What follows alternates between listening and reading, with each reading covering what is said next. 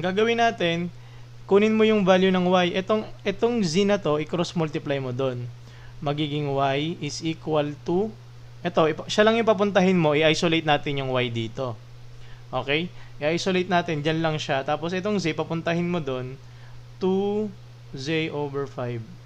So, ay, tama ba? Nag-guess ba to kung bakit natin nakuha yung y? Kumbaga, dapat i-cross multiply natin, pero in-stay ko na lang yung 5 dito at hindi ko na siya kin-cross multiply. Ang kin-cross multiply ko lang yung z.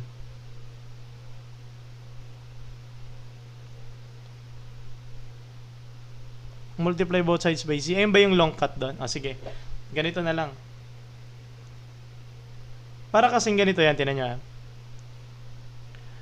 Kunyari, di ba, y over z is equal to 2 over 5. I-multiply ko ng z. Tama yung sinabi ni sir. Multiply ko to ng z. Multiply ko rin to ng z.